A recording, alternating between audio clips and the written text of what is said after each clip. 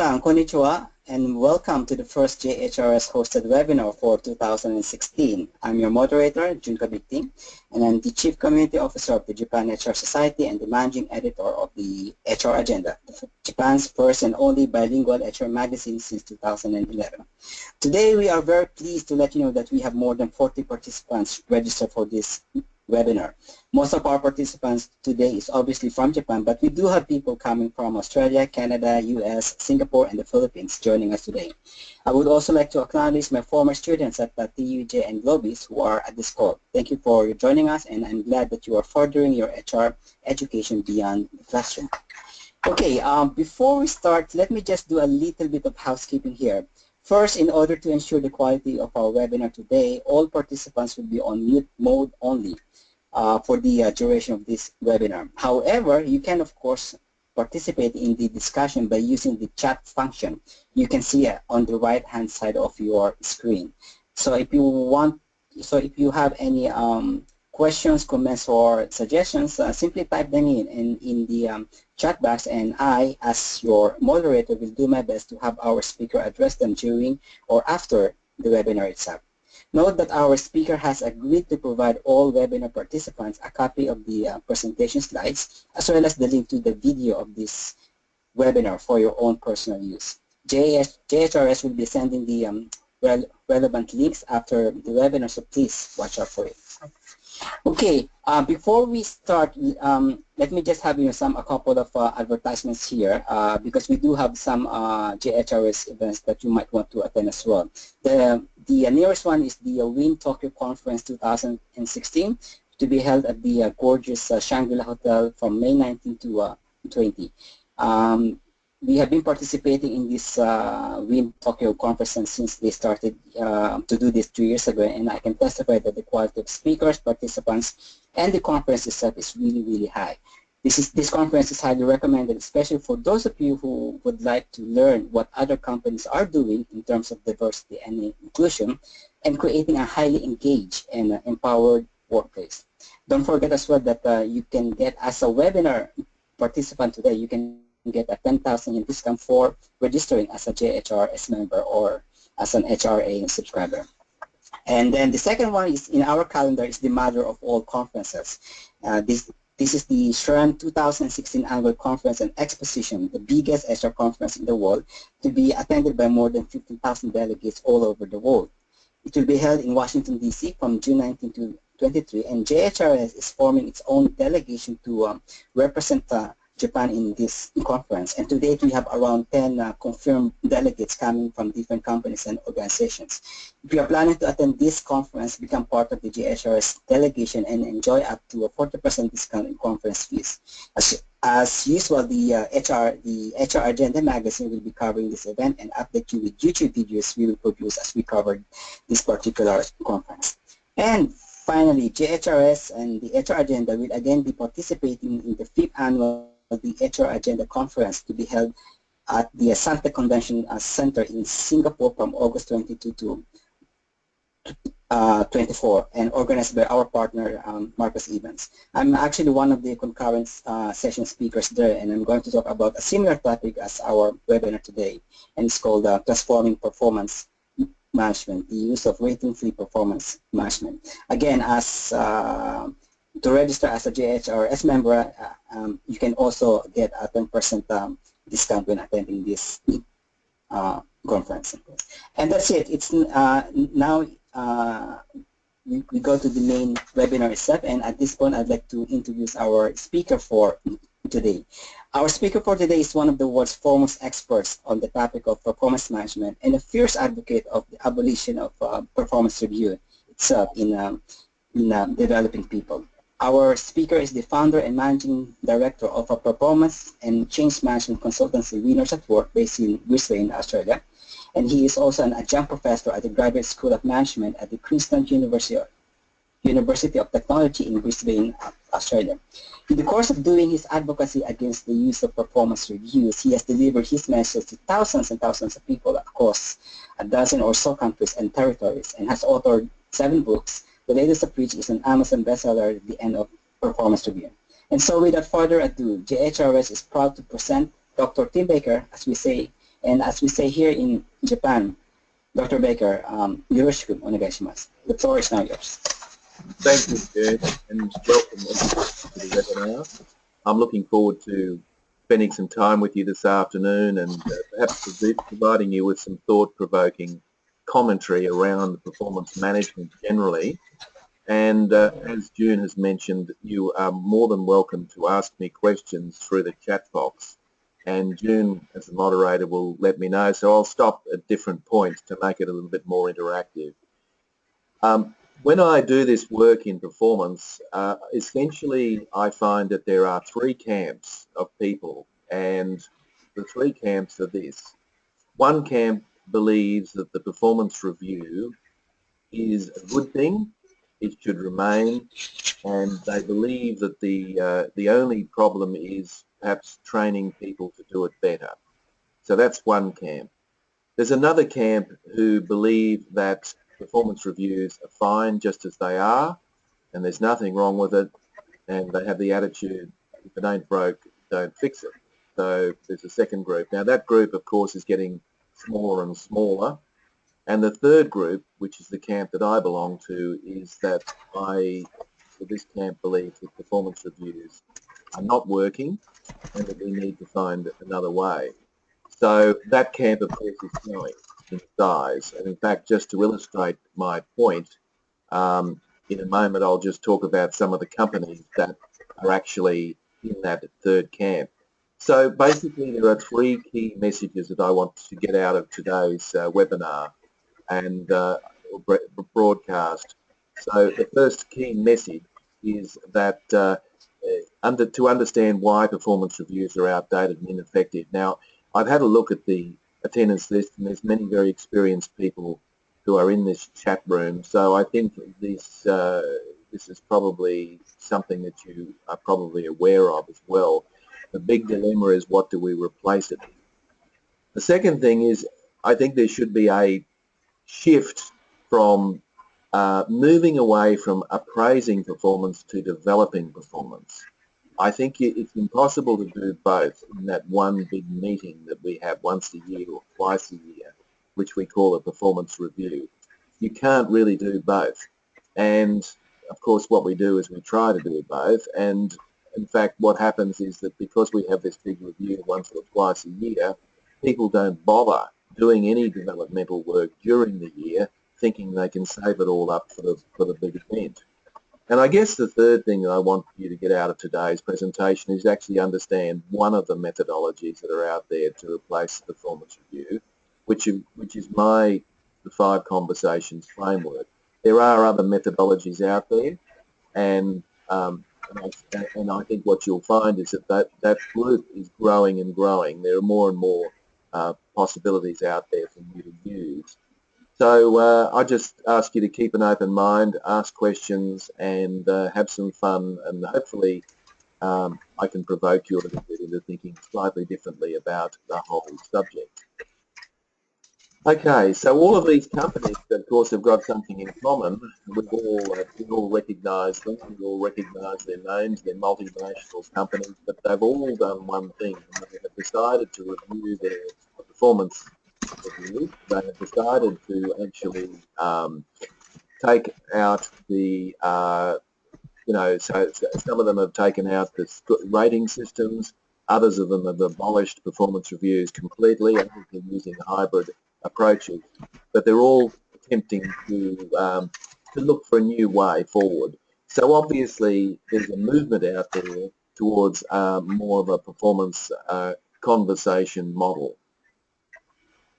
I think that I just might start by making this comment, if I may. And if you think about it, we rate people, and my comment about that is that if you want employees working together, not competing with one another, then towards moving towards a common goal, removing ratings is a good starting point.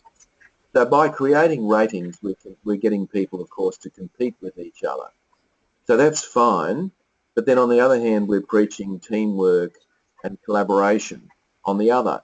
That's two very confusing messages, and obviously people get confused in that paradox. So, I mean, that's one reason why we might actually think about looking at things differently. The other thing about ratings that's interesting is that often I find that people, particularly in this part of the world, will give people a rating in the middle. So, for example, if you've got a like it rating of 1 to 5, it's not unusual for people to actually have a rating of, say, 3. So what that does is that the manager can sort of feel safe. They're not giving them a 4 or a 5, and they're not giving them a 1 or a 2. And really what happens is that the employee actually learns nothing from that. In fact, it's not to actually give solid feedback. So I think there's a lot of problems with ratings. The other thing about ratings is that they're not objective. They're not, I mean, we might think they're objective, but they're not, because they're based on our own particular observations. So ratings aren't necessarily the be-all and end-all. I understand that many of you have talent management programs in place in your organisations, and you use ratings in order to, you know, distinguish various levels of talent. I understand that, and I think in some senses I can completely empathise with why you would do that. But using ratings instead of giving people feedback, I use the example a bit like this. If you're going to the gym, I would say that I have two choices. If I had a trainer who was going to give me a rating out of 5 at the end of my workout, and a trainer who was going to actually work with me and give me feedback all the way through, which one would I prefer? Well, of course, I'd prefer the latter, because I'm getting instant, just-in-time feedback. The one that gives me a 4 out of 5 doesn't tell me much, except the fact that I'm probably doing better than average, in their mind at least. So I think there's a lot of problems with ratings, personally. So let's move on. I interviewed, well, when I say interviewed, my research, I spoke to 1,400 managers in this part of the world. This is Australia, New Zealand, parts of Southeast Asia. I simply wanted to, and they were all HR managers, and I actually asked them the question, if there was one concern that you had about your current performance appraisal system, what would it be? So what I was attempting to do was just try and find out what people were concerned about with the whole process and the rating system as such. So let's have a look at some of those concerns, and I've clustered them into themes. So one of the concerns, and these aren't necessarily in any order, so I just want to run through them very quickly because it paints a very clear picture of what's wrong with the current system that we've got.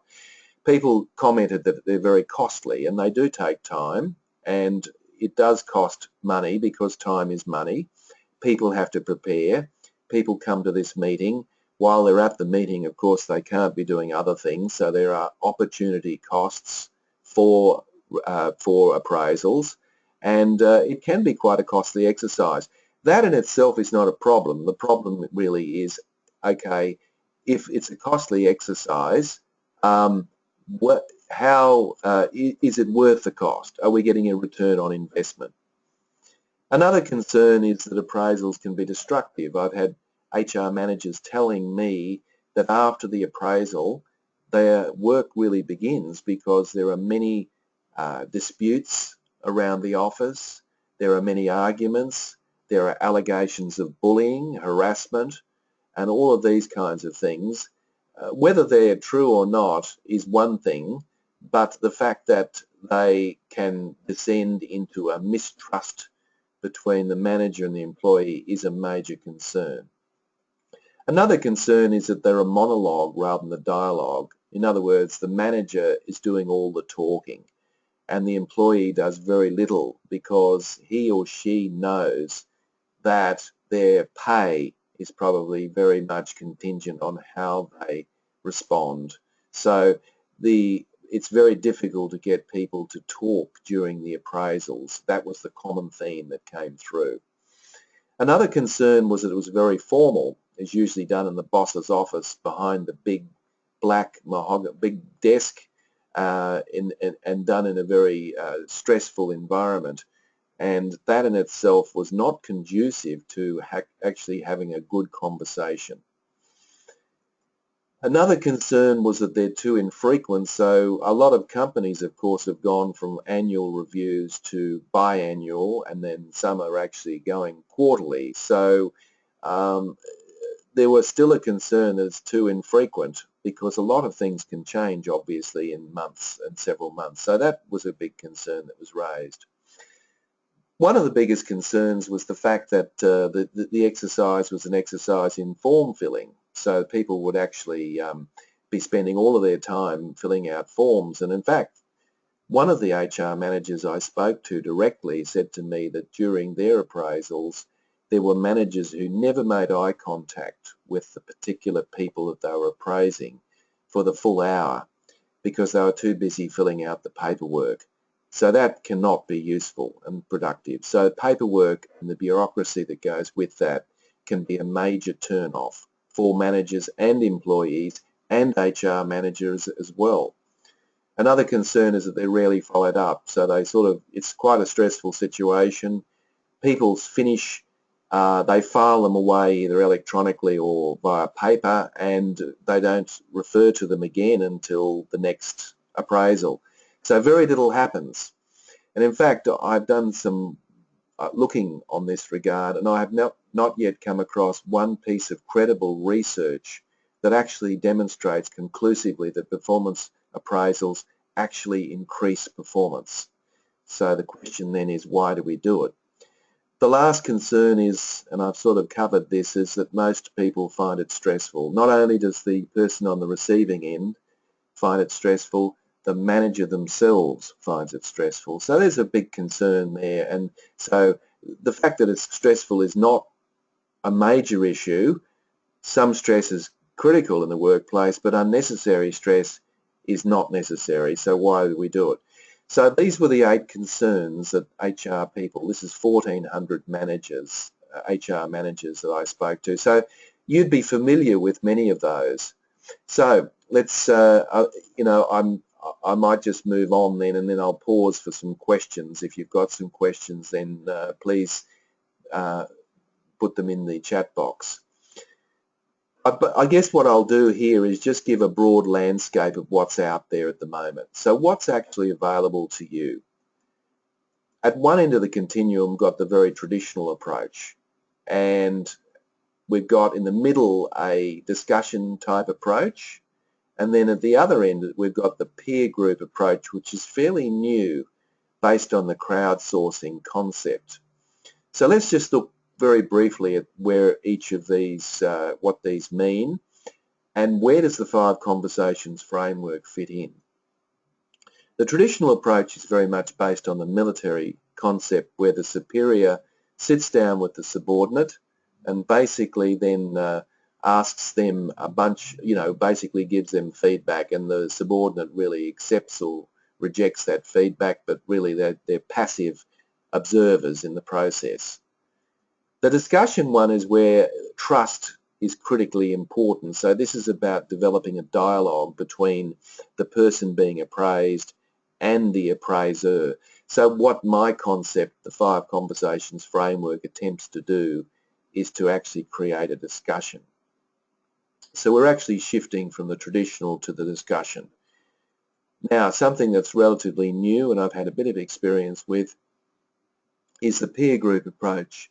How the peer group approach actually works is that, say for example, you've got 6 in a team, 5 of those peers will actually rate or assess the 6th person confidentially, and that creates a report, and then the manager or the team leader would go through that report with each particular person of the team. So basically the theory behind that is that the employees are accountable to their team members as much as they are their manager.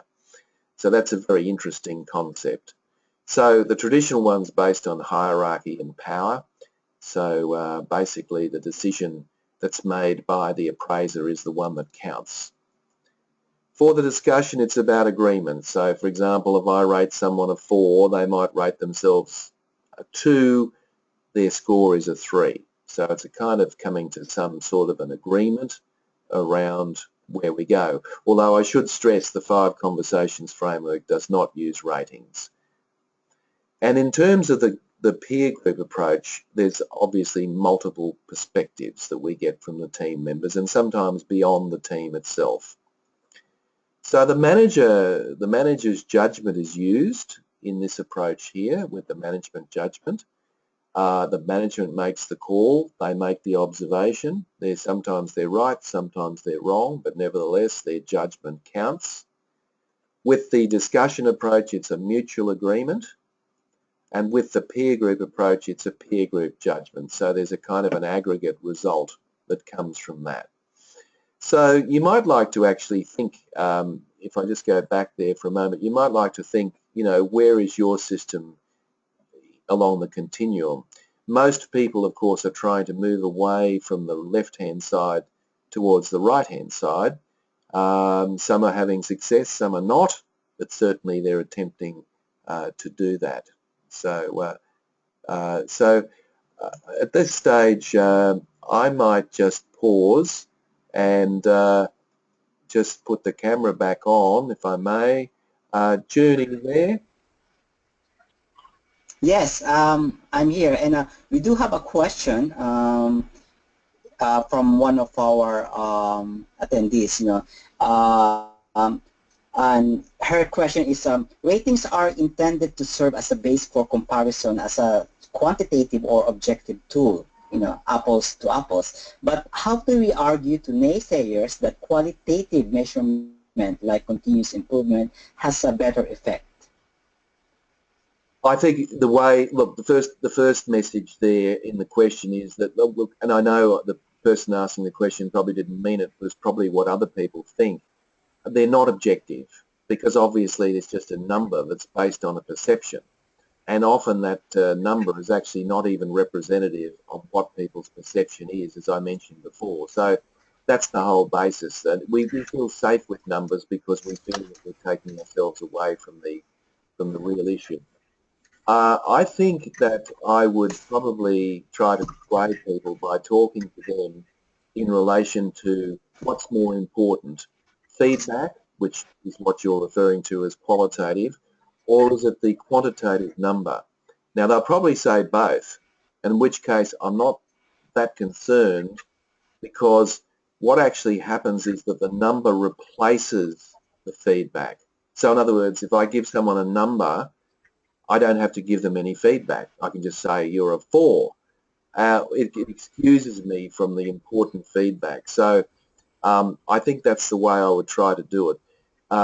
You know, the numbers themselves are not critical. I understand they're comparative and they make judgments about people, but at the end of the day, it's the qualitative feedback that's critical. So that's the way I'd probably explain it to a manager. All right. Thank you so much, Dr. Becker. That's a very interesting insight, especially on the idea that, on the perceived idea that performance management or performance appraisal is an objective exercise. So at this point, we don't have any questions yet, so perhaps you can proceed with your presentation. Thank you. I'll continue.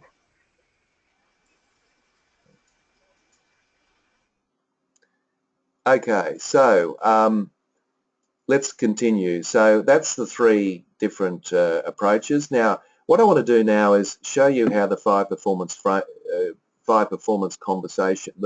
conversation framework actually works. So what I've got here is a process, and you can see that there are 8 steps in the process. So what I'm going to do is lead you through this process. As I said before, there are other concepts out there. This is the one, obviously, that I've developed. It's proving to be very popular. There are companies all over the world using it right now, so it's obviously got some validity from that point of view. So let me go through and show you. The very first key step in this process is that we ask companies to populate a template. So what the template does is it gives us all the names, all the email addresses of everybody in the organisation. Why?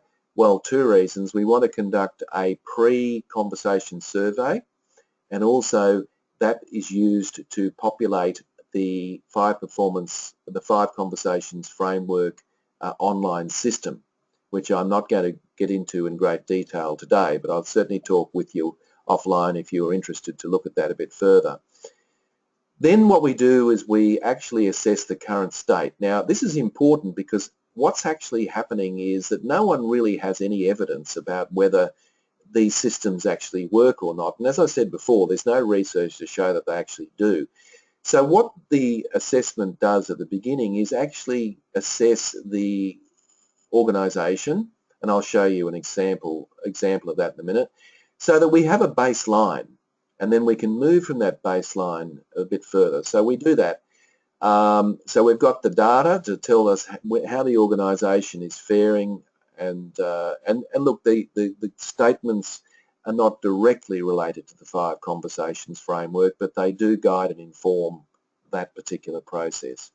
Then we do some management training, and this is important. Managers need to understand, and when I say management training, this is anybody that's going to be conducting a conversation. So normally if you've got 100 people in an organisation, we're probably talking at least a third of the organisation that would be involved in a 2-hour training course. What this training does is give people some context, why we're doing it, how the system works, what the benefits are, and so forth. And pretty much some of the concepts we're covering now. There's an online system, as I mentioned, and the importance of the online system is so that the conversations can be recorded and monitored, and we can keep track of that important process. Then there's a round of the 5 conversations, which I'll talk about in a bit more detail and what these conversations look like. The next step, which is step 6, we're making an assumption that performance has actually increased. We don't know that for sure until we reassess the workplace. Then we have another round of the 5 conversations. So essentially what happens is that during the course of a year, it's expected that every leader will have 10 10-minute conversations with their particular team members. And I've had people say to me, well, we don't have time for that. And therein lies the problem, of course. If you show me a good leader, I will guarantee to you that they're having these conversations. So what we're trying to do is to actually get people to do what they should be doing anyway, which is, of course, having developmental conversations. And then what we do at the end is we assess the state again. And what we'll hopefully find is that there's been an improvement overall, and of course there's an impetus to say, this is working, can we continue? And trying to convince people to use systems like this can be very much done on the basis of evidence based on assessing the framework. So that's the broadly how the model actually works. I dare say people have some questions about that. I guess I just wanted to quickly, and I'm not going to explain how the circles here work because we don't have time, but I have given you a reference here. You can go and have a look at this methodology that I'm using. But what you will notice broadly is that we have these are the 5 conversations, and it broadly shows the level of congruence between top management, middle management, and workforce. So the advantage of this system is that we can stratify the organisation across departments and also vertically, so that we can do a top-down analysis as well. So I won't get bogged down into how all the circles work because that would take too long. Happy to talk with anyone and actually give you a demonstration, but at least there's a reference point there for you to go to at another point. So let me give you an example, and then June, I will pause and see if there's any other questions, but because I've covered a lot of territory here before I actually get into the 5 conversations. So here is a statement in the survey, just to give you an idea of flavour. So this is opportunities for growth, which is the 3rd conversation in the framework. Here is a statement that is in the survey. Remember the pre-survey? This would be done twice, one before, one after. And the statement reads, I'm aware of each of my immediate team members' work-related deficiencies. So that's the question that top management answered. That's the question that middle management answered, but the workforce, which are down here in the green, they would have answered a slightly different question. Their question would have been, my manager is aware of my work-related deficiencies. So we've personalised it at this level. Still the same question, it's just looking at it from a different perspective. So you can see here, and this is a real live example, we had 33 workforce, 3 top managers, 5 middle managers. So the top management said, yep, we're very, very, very aware of work-related deficiencies in our members. Middle management said the same thing. So they're very confident, but it's interesting in this example that only 45% of people, 15 out of 33, could agree with that statement. What that basically reflects is the fact that, yes, it's probably true that the managers do understand the deficiencies, but they're not communicating it to the workforce. That's why the workforce isn't as confident about it. So you would expect after 2 rounds of the 5 conversations that these results probably won't change, hopefully, but the results in this level here will probably be more positive. In other words, you've got 45% of people sitting on the fence. They could neither agree nor disagree. So it's likely that some of those people would have to concede that my manager does know what my deficiencies are because we've had 2 conversations around that. So that's the sort of approach that we take. So I'll just put the webcam back on and bring June back into the conversation.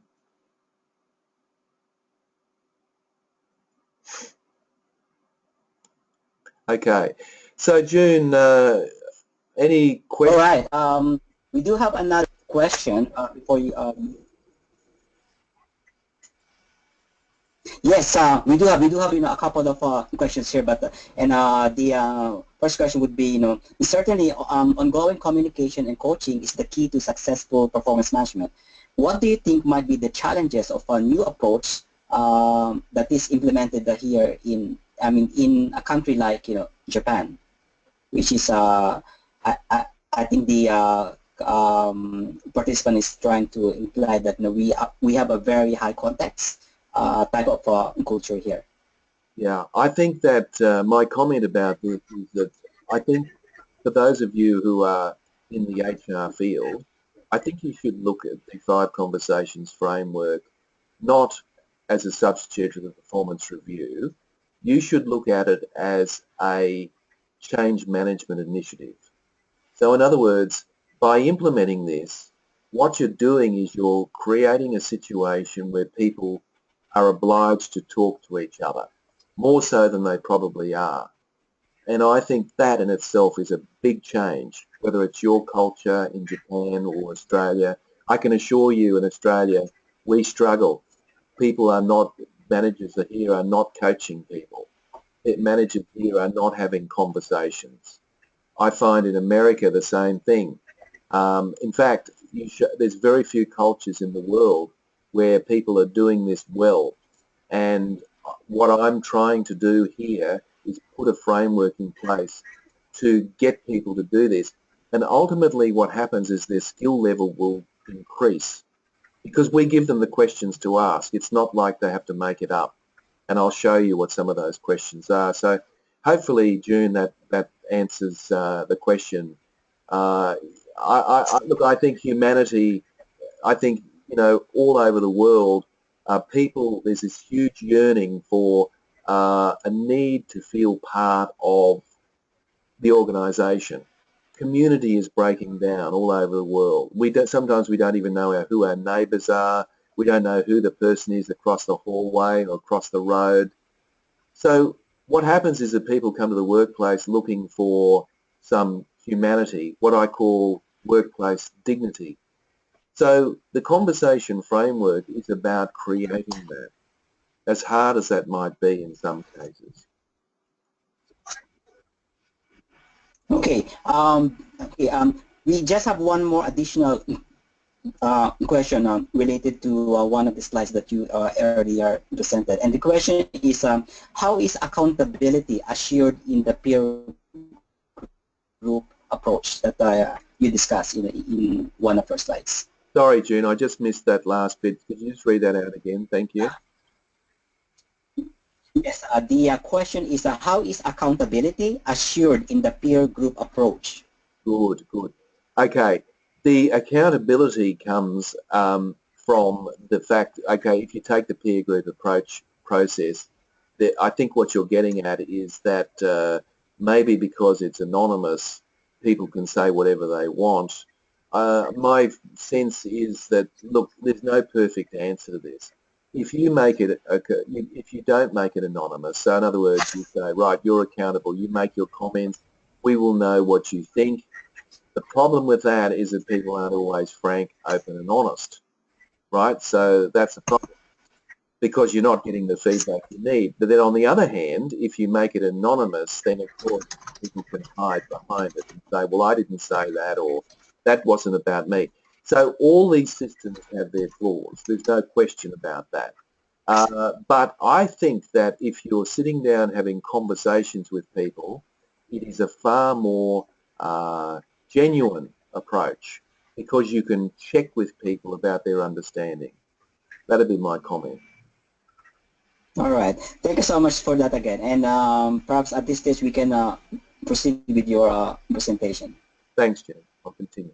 Thank you. Okay, so coming back to, so there's another example. We're just running a little bit, let's just quickly have a look at another one that comes out of the survey. My direct reports have made suggestions to me about ways to improve efficiencies and effectiveness in the organisation. You can see here that 100%, 60, 52. So not quite so positive at the team level. Now, you would expect with 2 rounds of the 5 conversations in a year that result would improve. So obviously continuous improvement is critically important in organisations. So one of the conversations is on innovation and continuous improvement for that very reason. All right, now look, this is a screenshot. I won't go into this in detail, but I just wanted to show you that there is an online system. There is an online system that assists people keeping track. You'll notice up here there's opportunities to send reminders, add team members, print the survey results. There's status reports, who's completed their conversations, who hasn't. You've got your team members here, where they are in the chain of a sequence of events. You've got opportunities to send them an email to remind them. You've got the opportunity here to actually create actions that can be sent back to your inbox. So there's a whole lot of things here that are very important. There's 2 issues that I've found that will prevent the 5 conversations framework from working. Indeed, any conversation framework. One of those is training. The leaders need to be committed. They need to understand what's required of them, so that's critically important. And the other concept is if you don't have some sort of a mechanism to administer it, what will happen is that busyness will get in the way. We all know about busyness. Busyness is the big excuse for us not to do the things that we really should be doing. So that's why I've developed the online system. So if you purchase my book, it doesn't make any comment about that. This has been developed subsequent to that. So I just want to make that point there, that there's a system in play.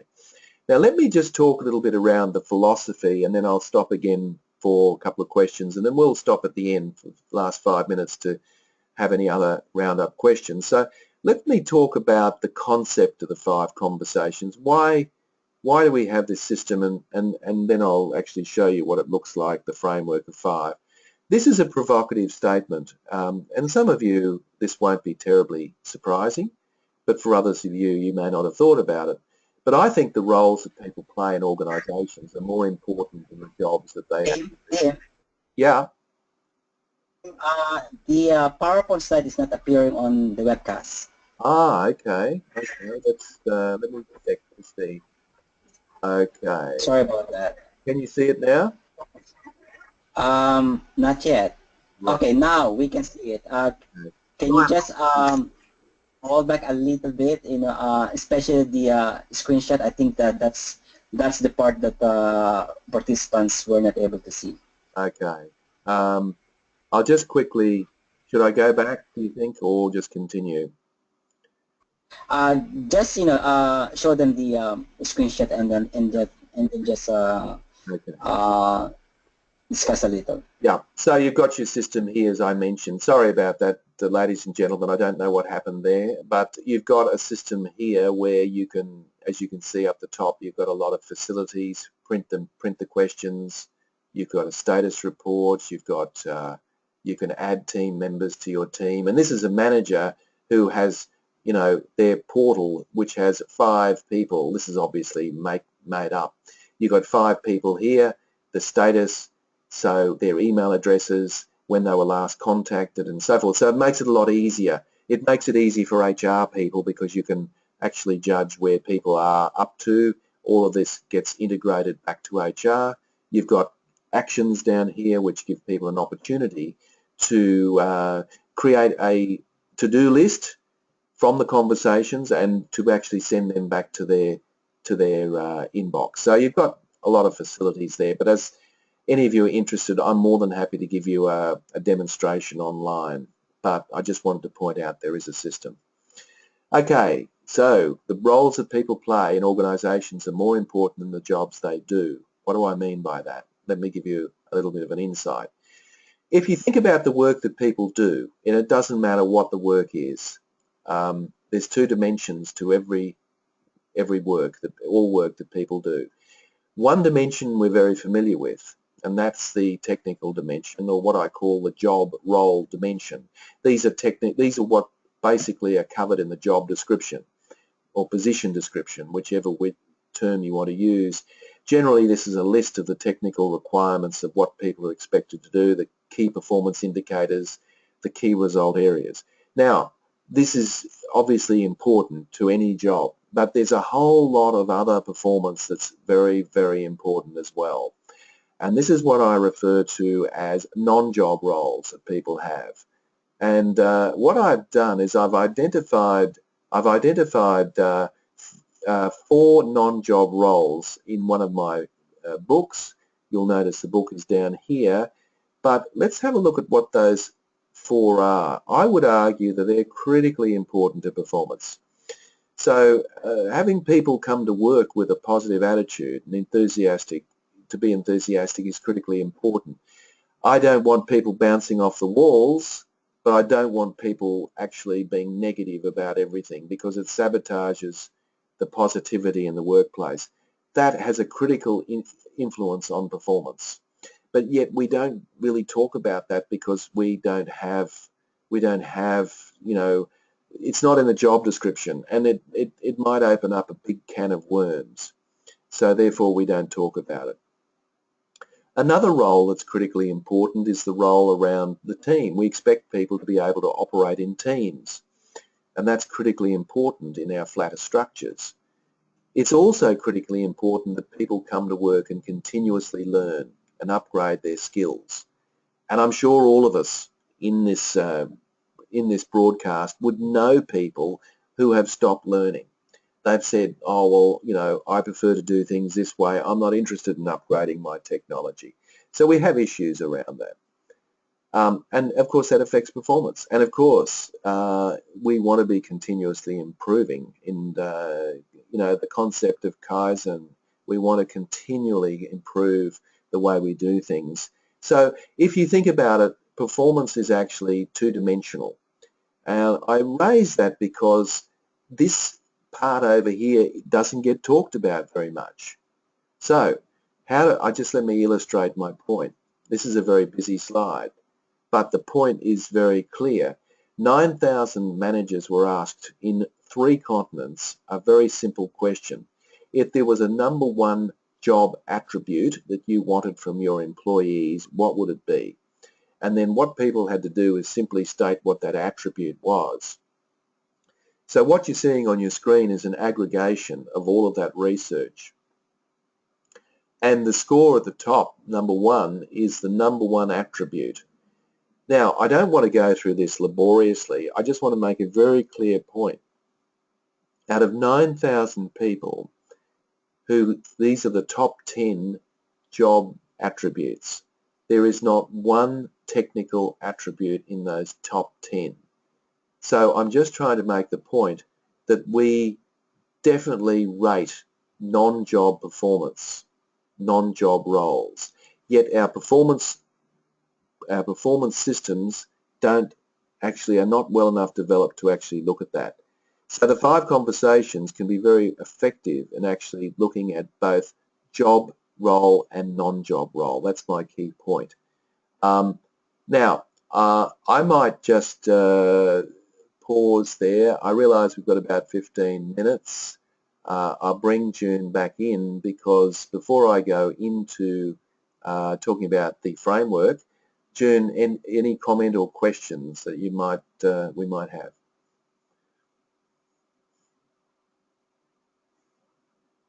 Oops.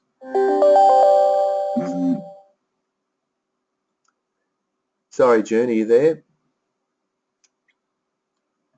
Okay, I'm okay. Yep. Can you hear me now? Yes, June. Yeah. Okay. Yes. Regarding to the one of the slides that you shared, is particularly the screenshot of the system that you developed. The question is the green online system looks admin heavy. Have you had any feedback about how this compares to their previous performance review paperwork? Yeah, it's not. In fact, that was the whole reason for designing it. It's HR friendly. What we've actually done is we've taken all the paperwork out. All the role of HR is everyone gets their own portal, so it's really a case of them using the portal. What happens is the employee actually responds to the questions they're going to be asked prior to the conversation. So they go in online, they type in their particular responses. Then when they have their conversation with the manager, they're prepared.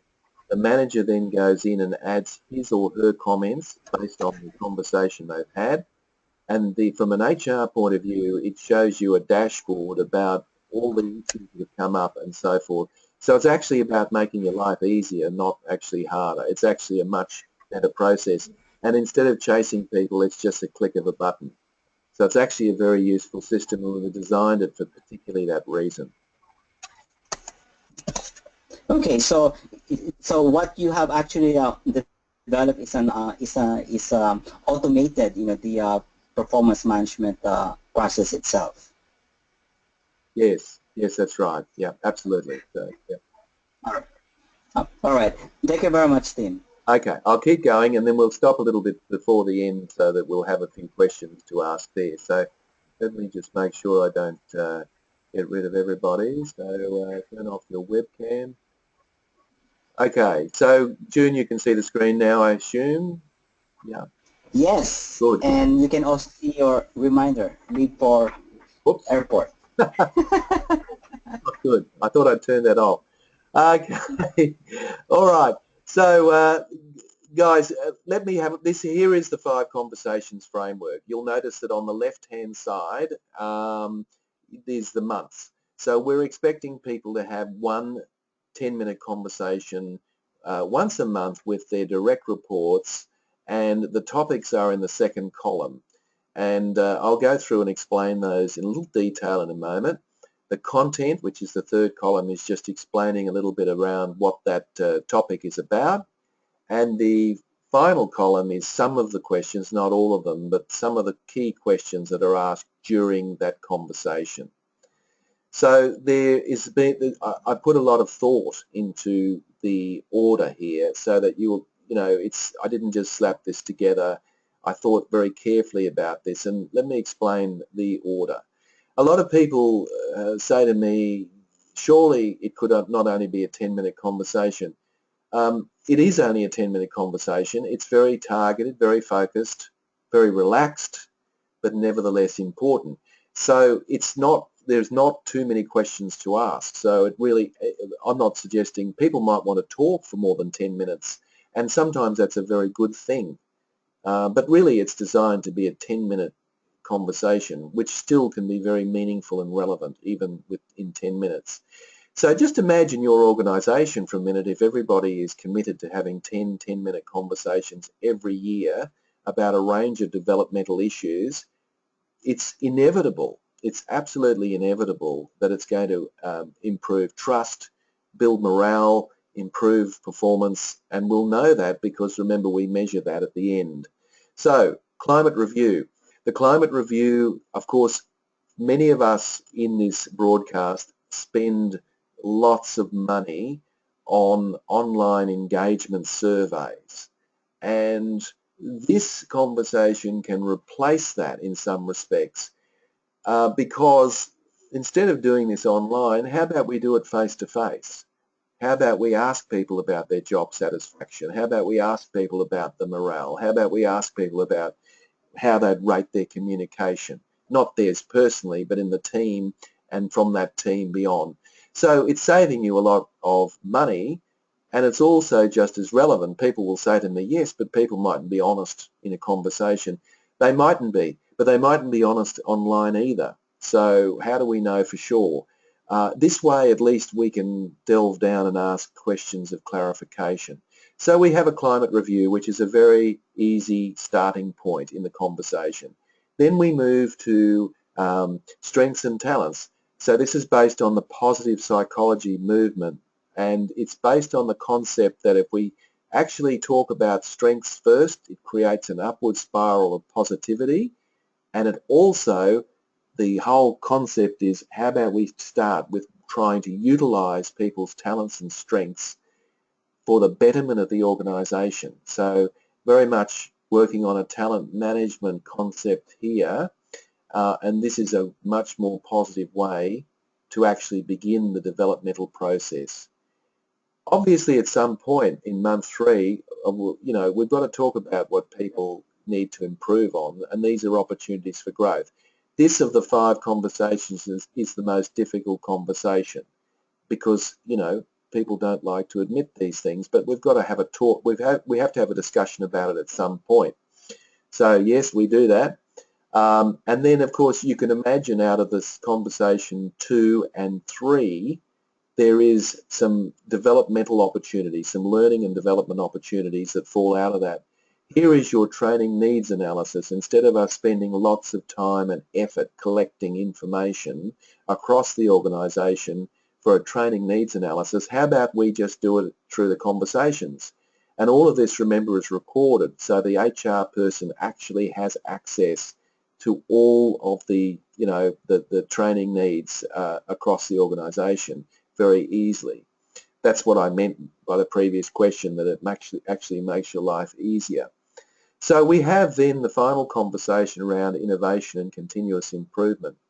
So it's exciting to think that in an organisation, a large organisation with thousands of people, can you imagine how powerful that would be, knowing full well that during, say, this month, the month of April, that there are thousands of conversations going on across the organisation around continuous improvement and innovation.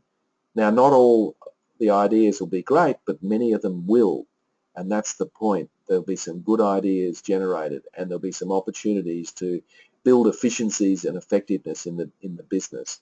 So you can see why, hopefully, I've designed the structure the way I have. And so the manager's obliged to, and they every month is the corporate conversation month. So April, if you were starting in April, would be the climate review conversation, corporate conversation. And then you would have this one in May, and it would go through. And you might say, well, what happens? Okay, you're talking 10-minute conversations a year. What happens in the other 2 months? You might be able to have a 6th conversation around KPIs. You might be able to have your performance review. If you see this as an enabler, you can use this as an opportunity to improve your capacity to have better performance reviews. Or this could replace your performance review, so you can use it either way.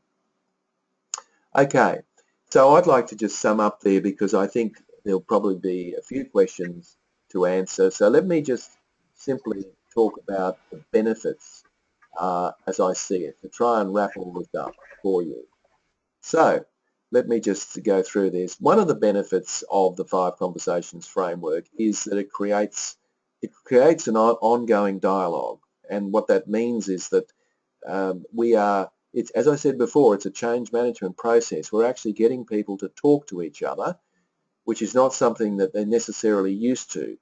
And I think you'll find, certainly anecdotally, I've found in this part of the world, and in fact in America, where there are quite a few companies taking it on board, company in Iceland, New Zealand, all over the place, what they're finding is that it's building trust levels because people are actually talking. It's bringing, I guess the title of a new book that I'll be bringing out is called Bringing the Human Being Back to Work. So it really does do that.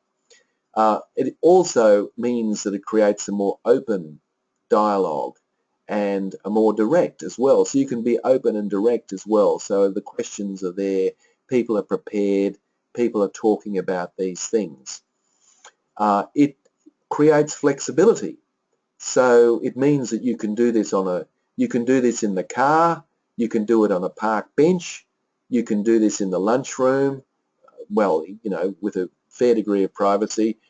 You can do this anywhere, so it's not difficult to take the list of questions and go and do this in a coffee shop or anywhere. It's timely because it's, you know, you've got the information at the time, which is really important. And I guess finally, it's more relaxed, it's more fun, it's more effective, and people enjoy it a lot more. So essentially, that's the benefits as I see it. You can purchase my book. It's online. It's in Amazon in Japan. So you certainly have an opportunity to do that. So I might now finish because we probably have some questions. I'll put this webcam back on, and June, you probably there's probably a few comments. I know I've gone through all that very quickly, but we've only got an hour, and I respect people's time.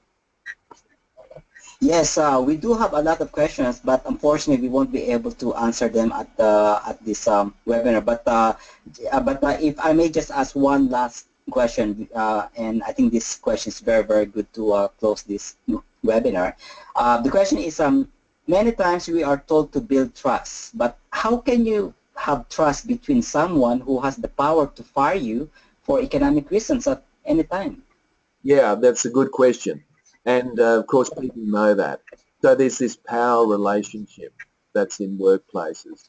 What I'm trying to do is equalize the relationship. Of course, everybody still knows the boss is the boss and so forth.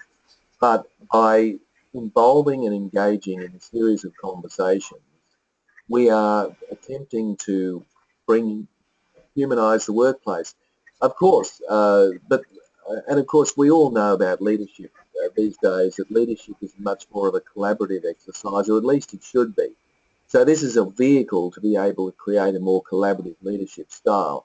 You can still have hard conversations with people, and you still should, but this is about developing your greatest resource, even though it's a cliche, which of course is your people. So it's about humanizing the workplace, if you like, Jim. All right.